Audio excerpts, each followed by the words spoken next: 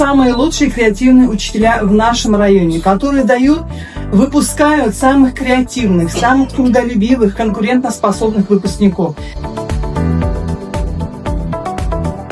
Мәктәптә мин 30 ел эшлим. Һәм бер генә көндә нишләп бу һөнәрне сайладым икән дип үкенгәнем булмады. Балаларны яратам. Алар белән төрле ситуацияләрне чишәргә бик яратам. Бу эшкә мәхәббәт әниемнән килгәндер, чөнки әнием 42 ел буе мәктәптә балаларга башлангыч белем бирде. Һәм бүгенге көндә ул лаеклы ялда.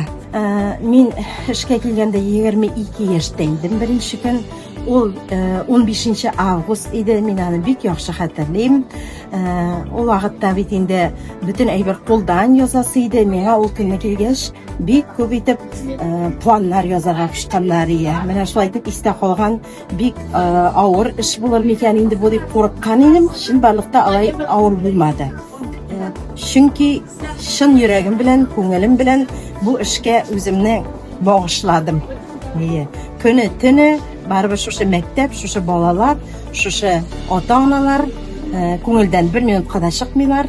Менә кичтән йоклаганда, иртәгесе көнне бу эшне ничек хәл итәрбез микән, ниндирәк формада оештырсак яхшырак булыр микән дип йоклап китәм. Иртә белән торганда инде тагын шушы уйлар мине көтеп тора инде. Эшемне бик яратам. Чөнки бу эш минем яшьтән булган хыялым һәм шушы хыялыма тугры калып, мин шушы профессиягә кирип киткәнемә бер дә үкенмим. Әгәр тагын яңа баштан сайларга туры килсә, мин яңа баштан шушы һөнәрне сайлар идем дип уйлыйм. Вот как написано кровью, для меня это вот сама моя жизнь. Для меня это жизнь. Поэтому выбрал эту профессию.